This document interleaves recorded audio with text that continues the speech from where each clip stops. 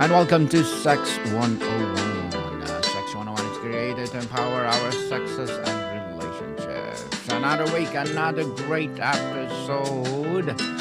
What does it mean to be a man? Recovering ancient wisdom on masculine identity, part 2. After part one, this is part two of the topic questioning what does it mean to be a man, which has become one of the most contested and anxiety producing questions of our time. Young men scroll through social media encountering contradictory messages. Traditional masculinity is toxic, but also men should be strong providers. Emotions are weakness, but also vulnerability is strength. Be a leader, but also check your privilege. Be a leader indeed. And Mr. Meg, to be a man, article does acknowledge that men can show emotions, nothing that Jesus wept at that a man who weeps is not less a man. It calls the balance or for balance between masculinity and femininity, saying the healthy balance between your masculinity and femininity is where your humanity lies. This seems like progress beyond the old boys don't cry message. Why is not this sufficient? Because while the article makes a concession to male emotional expression, it still fundamentally accepts the premise that emotions are feminine and that men are borrowing from femininity when they express feelings. This is not what ancient wisdom teaches. The biblical tradition doesn't gender emotions as masculine or feminine, it presents emotional depth, expressiveness, and complexity as fully human qualities that men are expected to embody, not as concessions men occasionally make to their feminine side. Let's look at the emotional life of the men in Scripture. King David, called a man after God's own heart, is spectacularly emotional throughout the biblical narrative. He weeps repeatedly over Absalom's rebellion, over Absalom's death, over his own sin. He dances ecstatically before the Ark of the Covenant. He writes poetry expressing the full range of human emotion: despair, joy, anger, confusion, longing, gratitude, fear. The Psalms, many attributed to David, are a masterclass in male emotional expression. Psalm 42:3 says, "My tears have been my food day and night." Psalm 88 is an extended lament with no resolution, ending in darkness. "You had taken from me friend and neighbor. Darkness is my closest friend." Psalm 139 expresses intimate vulnerability. "You have searched me, Lord, and you know me. Where can I go for your spirit?" This isn't occasional emotion grudgingly permitted. This is the fullest expression of masculine piety, held up as a model for all believers. The Jewish prayer tradition developed from this foundation.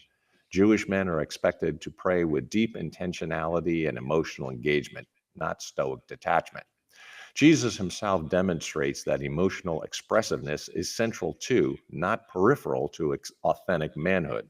The Gospels record Jesus experiencing and expressing the full spectrum of emotions: compassion, anger, grief, distress and anguish, joy, affection, frustration. John 11 is particularly instructive. When Lazarus dies, Jesus doesn't maintain stoic composure. John 11:33 says Jesus was deeply moved in spirit and troubled. And verse 35 records the shortest and perhaps most famous verse in Scripture: Jesus wept. Then verse 38 says Jesus was once more deeply moved. The Greek word used suggests intense emotional disturbance, even indignation or outrage. This isn't a single tear decorously shed. This is visceral, embodied emotion. Early Christian writers recognized the theological significance of Jesus' emotional life. St. Gregory of Nazianzus, in his theological orations, argued that Christ's emotions prove his full humanity. What was not assumed was not healed. If Jesus didn't experience the full range of human emotions, then our emotional lives remain unredeemed. Gregory insisted that Christ's weeping, his distress, his compassion are not weaknesses to be excused, but strengths to be imitated. They demonstrate that emotional depth is integral to the image of God.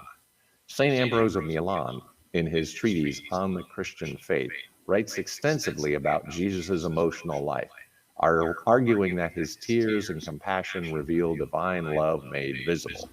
Ambrose says, "The Lord wept that man might not mourn. If you are ashamed to weep, look at the Lord weeping." He's directly challenging the notion that male tears indicate weakness. The contrast with pagan masculine ideals is striking. The Stoic philosophers, highly influential in the ancient world, taught apatheia, meaning freedom from passion or emotion. The ideal Stoic man maintained perfect equanimity, undisturbed by external circumstances or internal feelings. This was the dominant model of masculinity when Christianity emerged.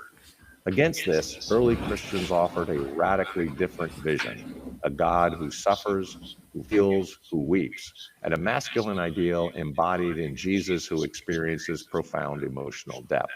This was scandalous to pagan ears.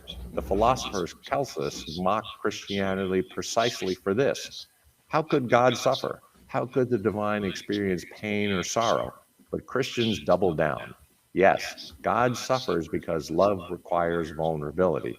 And Jesus shows us that true masculine strength includes the courage to feel deeply.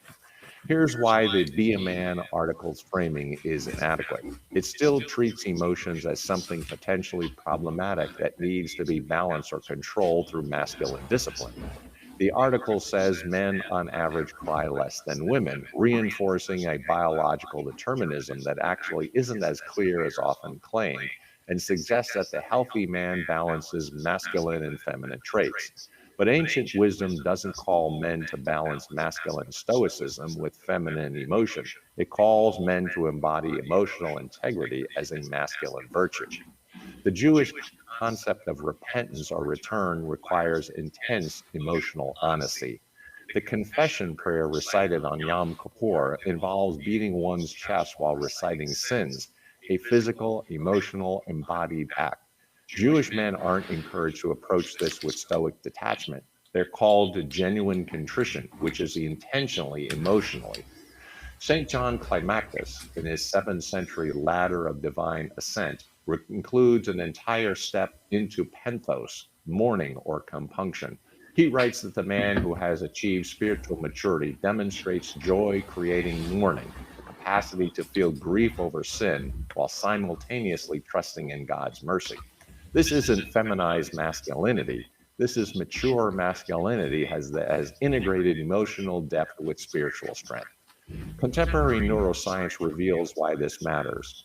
Dr. Alan Shore's research on affect regulation shows that emotional suppression in males begins in infancy. Boys receive less emotional attunement from caregivers and are socialized to suppress vulnerability. This doesn't make men naturally less emotional. It makes them less practiced at identifying and expressing emotions. The result is an inability to name feelings, which correlates to higher rates of substance abuse, violence, and suicide among men.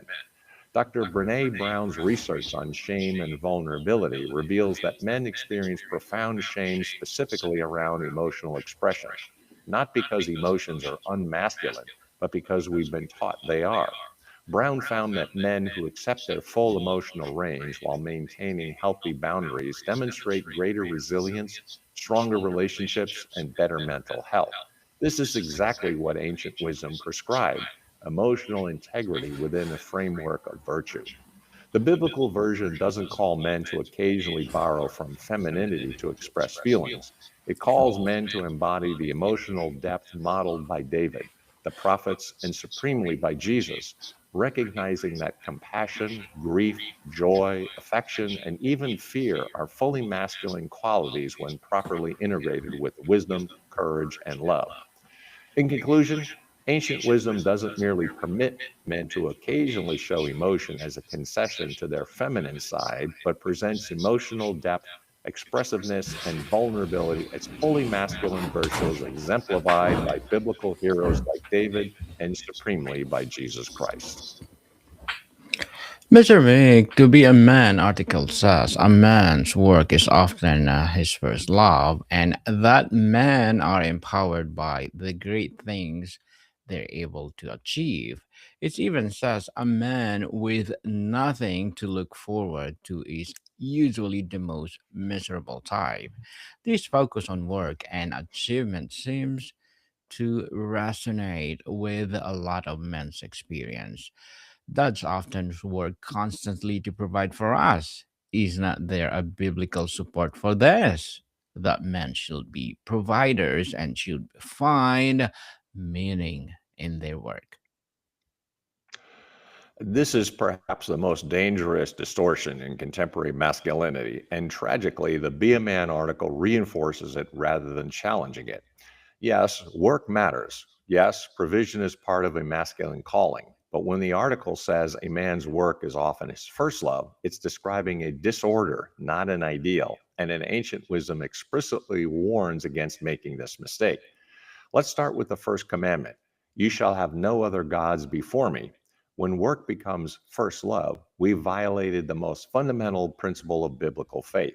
The ancient wisdom tradition consistently warns that when anything, even good things like work and provision, takes the place of God, it becomes idolatry, and idols always destroy their worshipers. Jesus addresses this directly in Matthew 6:24 through 33. After warning that you cannot serve both God and money, he says, Do not worry about your life, what you will eat or drink, or about your body, what you will wear. He continues, Seek first his kingdom and his righteousness, and all these things will be given to you as well. Notice the explicit ordering: God first, then kingdom work, and provision will follow. This is the opposite of work is first love. The Jewish tradition is even more explicit through the institution of Shabbat, the Sabbath. One day each week, all work stops. A recent work by Charlie Kirk emphasizes just this point. Not just some work, not just unnecessary work, all productivity activity ceases. Why? Because Shabbat is a weekly reminder of what's ultimate and what's instrumental. God is ultimate, work is instrumental. Your identity is not worker or provider. Your identity is image bearer and worshiper. Early Christian monasticism developed this understanding profoundly. St. Benedict's rule, which shaped Western monasticism, famously includes the motto, ora et labora, pray and work. Notice the order: prayer first, work second. Benedict structured monastic life around multiple daily prayer offices that interrupted work, ensuring that work never became all-consuming. In Benedict's vision, work is an expression of worship, not a substitute for it. St. Augustine in The City of God distinguishes between the active life and the contemplative life. While Augustine acknowledges both are necessary, he insists the contemplative life, prayer, worship, and meditation on God, is superior. He writes, The love of truth seeks holy leisure. The necessity of love undertakes righteous work. Work is undertaken from necessity and love of neighbor, but it's not the highest calling. The highest calling is knowing and loving God. This directly challenges the Be a Man article's claim that work is man's first love.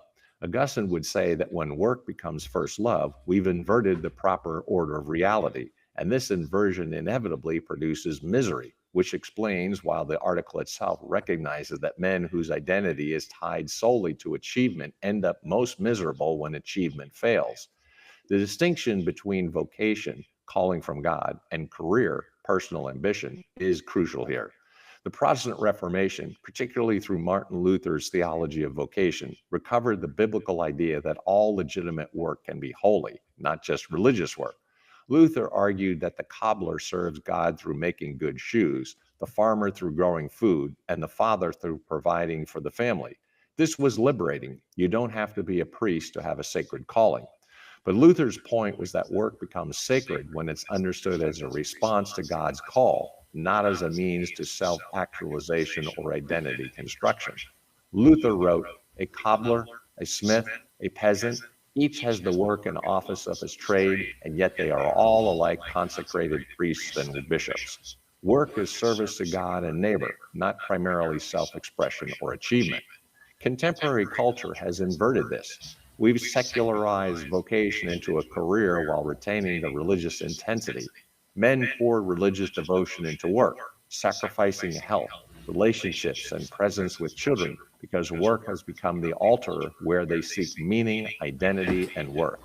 This is what theologians call functional saviorism, the belief that we save ourselves through our accomplishments. The Be a Man article acknowledges this pattern. As boys, many of us didn't understand why our fathers were never home, but as we grow older, we begin to see the weight they carried to give us a better life. But it frames it as a noble sacrifice rather than a potential disorder. Ancient wisdom would ask, did your father need to carry that weight alone? Did he properly order his loves? Was he fleeing from other responsibilities, emotional presence, spiritual leadership, relational intimacy by hiding and work? Dr. Brad Wilcox's research on fatherhood reveals a painful truth. Fathers often believe they're primarily serving their families through provision, work, when their families actually desire their presence more than their paycheck. Children consistently report that what they wanted most wasn't a bigger house or better vacations, but more time with dad. The provider role becomes an escape from the more difficult work of emotional and relational presence. This is reflected in Jesus' teaching on anxiety in Matthew 6. After telling disciples not to worry about provision, he doesn't say, therefore, don't work. He says, seek first the kingdom. Work continues, but it's reordered. You work from a place of trust rather than anxiety, from security in God's provision rather than fear of failure. St. Paul models this beautifully. In 1 Thessalonians 2:9, he reminds the church, we work night and day in order not to be a burden to anyone while we preach the gospel of God to you. Paul worked hard. He was a tent maker, but his work was instrumental to his mission, not his identity. When he lists his credentials in Philippians 3, he includes his achievements, but then says, I consider them garbage that I may gain Christ. Work and achievement have their place, but they're ultimately disposable compared to knowing Christ. The Desert Fathers provide a striking example. These 4th and 5th century monks withdrew to the Egyptian desert, and part of their discipline was manual labor, weaving baskets, tending gardens. But here's what's remarkable. Some would weave baskets all week, then at the end of the week, burn them. Why? To avoid any attachment to the product of their labor, to ensure work didn't become about achievement or identity. The work itself, the discipline, the service, the rhythm was the point, not what it produced. This isn't laziness or irresponsibility. It's radical freedom from the tyranny of achievement. It's the recognition that your worth isn't in what you produce, your identity isn't in what you accomplish, and your first love cannot be your work without destroying both you and your work. Contemporary research on workaholism validates this ancient wisdom. Dr. Brian Robinson's work reveals that workaholism correlates with anxiety disorders, relationship dysfunction, and paradoxically, lower actual productivity.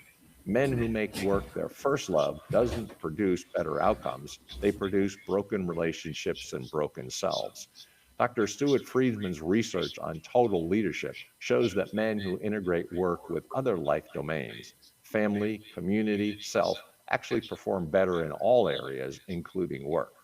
The Jewish concept of peace in the home places explicit limits on work. A man's obligation to provide doesn't supersede his obligation to be present, to participate in family life, to create an emotional and spiritual atmosphere in the home.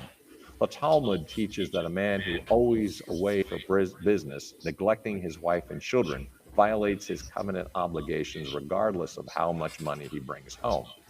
Early Christian bishops wrote extensively about wealthy men who provided materially for their families while neglecting spiritual leadership. St. John Chrysostom preached, what use is it if you provide bread for your son's body, but fail to provide instruction for his soul? You have not truly provided for him. You have handed him over to the eternal hunger. Provision includes but transcends material support. Here's the reordering ancient wisdom offers. God is first love. From loving God flows love of neighbor, including family. Work is the instrumental means by which we serve these loves, not an end in itself. When work is properly ordered, it becomes sustainable, meaningful, and genuinely productive. When work becomes first love, it becomes an idol that devours everything, including the man who serves it. The Be a Man article's father, who was never home but carried the weight to give us a better life, might have been doing his best in a broken system. But ancient wisdom would ask whether he properly ordered his loves, whether he understood his full calling as father, not just provider, and whether his absence was truly necessary or was partially an escape from the more difficult emotional and spiritual work of presence. While work and provision are legitimate aspects of masculine calling, ancient wisdom explicitly warns against making work one's first love, establishing through the first commandment, the Sabbath principle, and Jesus' teaching on seeking first the kingdom. In conclusion, masculine identity must be rooted in a relationship with God rather than achievement. Indeed, very well said, Mr. Meg. And here's something that confuses me. The BMN article emphasizes that men should be strong, assertive, not quite until the job is done, and stand by what they believe is the truth. These sound like leadership qualities, but you have been talking about humility, service, and surrender. How do strength and surrender go together? Isn't it surrender the opposite of a masculine strength? This is the central paradox of Christian masculinity, and it's precisely where the gospel most radically challenges worldly notions of manhood. The Be a Man article operates from an assumption shared by most human cultures. Strength means the power to impose your will, to overcome resistance, to dominate circumstances. Ancient Christian wisdom offers something completely different. True strength is the power to surrender your will to God's will, and through that surrender, to access divine power that transcends human capacity. Let's start with Jesus' own teaching in Matthew 16:24 through 25. Whoever wants to be my disciple must deny themselves and take up their cross and follow me. For whoever wants to save their life will lose it, but whoever loses their life for me will find it. This is the fundamental pattern of Christian existence. You gain strength through surrender. You find life through death. You win by losing. The Greek word for deny here is to utterly renounce, to refuse to recognize. Jesus isn't calling for occasional self restraint or moderation of desires. He's calling for radical self renunciation, the complete surrender of the autonomous self that insists on being master of its own fate. This is the opposite of what the world calls strength, but Jesus insists it's the path of true life. St. Paul develops this paradox extensively. In 2 Corinthians 12:9 through 10, after describing his thorn in the flesh, Paul records God's response. My grace is sufficient for you. My power is made perfect in weakness. Paul concludes, therefore I will boast all the more gladly about my weaknesses, so that Christ's power may rest on me. For when I am weak, then I am strong. This isn't just poetic language or spiritual metaphor. Paul is describing a fundamental spiritual reality. Human strength, when relied upon exclusively, has limits. When we exhaust our own capacities and surrender control to God, we access divine strength that transcends human limitations. The path of this supernatural empowerment runs directly through acknowledged weakness and surrendered control. Early Christian writers developed this theology of strength through surrender extensively. St. John Cassian, writing in the 5th century about monastic spiritual warfare, describes the pattern. The monk battles temptation with all his might, but victory comes only when he cries out to God in his weakness. Cassian writes in the Conferences, it is when we acknowledge we can do nothing by ourselves that God's power works most mightily.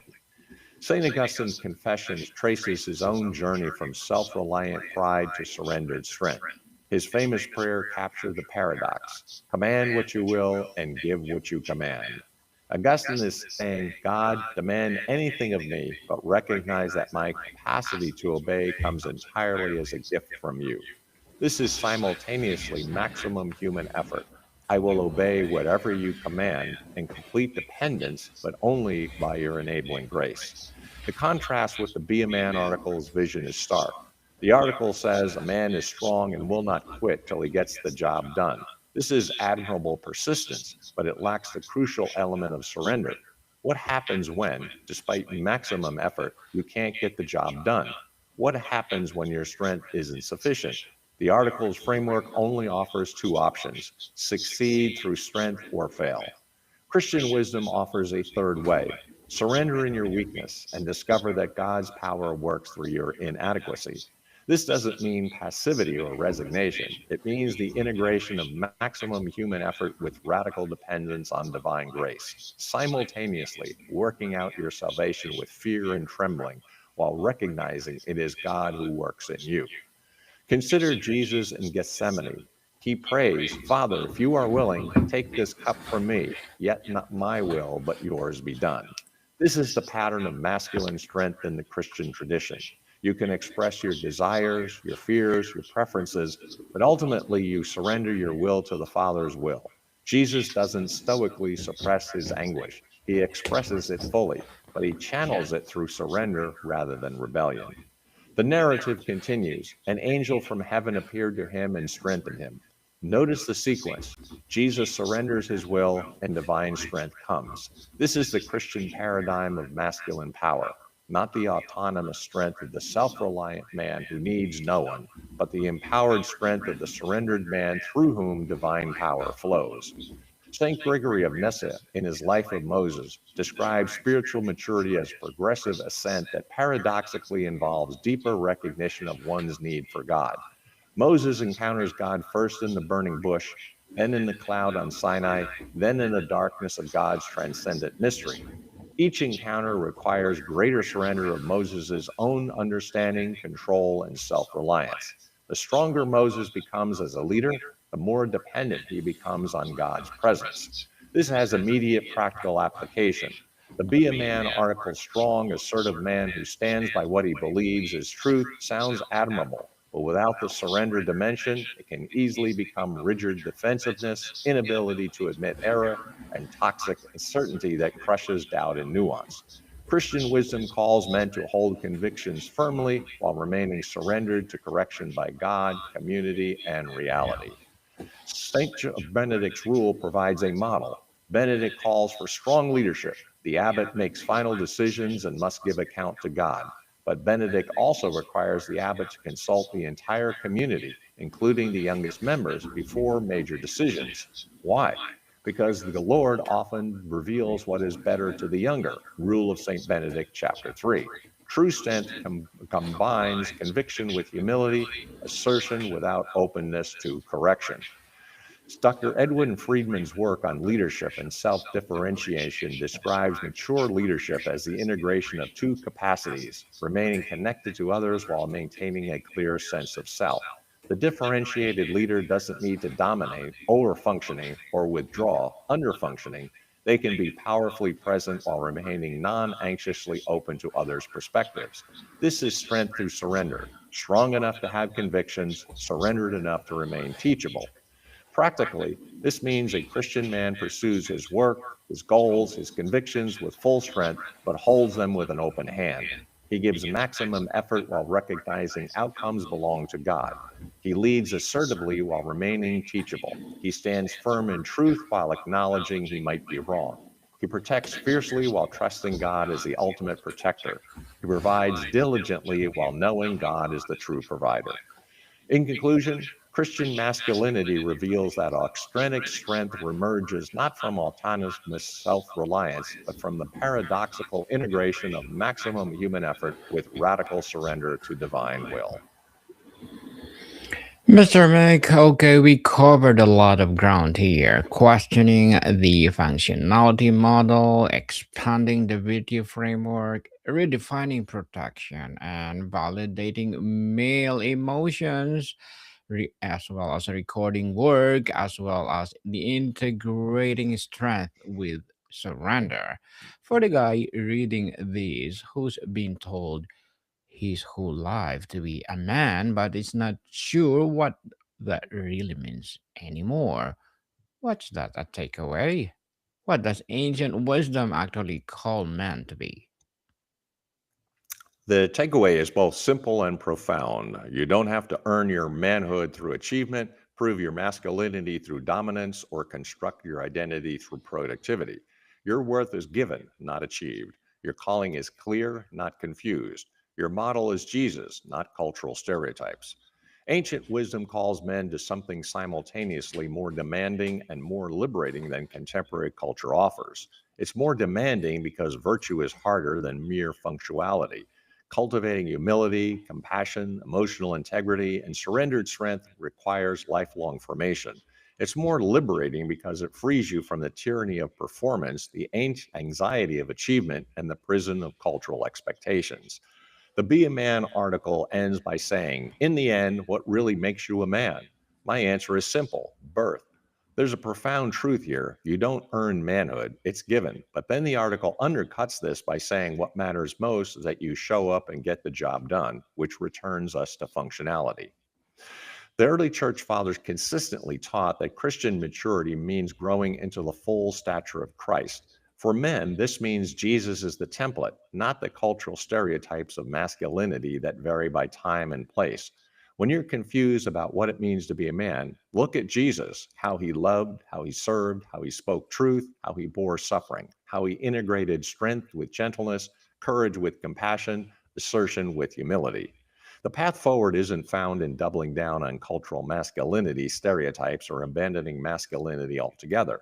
It's found in recovering the ancient wisdom that understood manhood as a calling to embody Christ-like virtue, to bear God's image with intentionality, to serve others with strength, to lead with humility, to feel with integrity, and to trust with courage.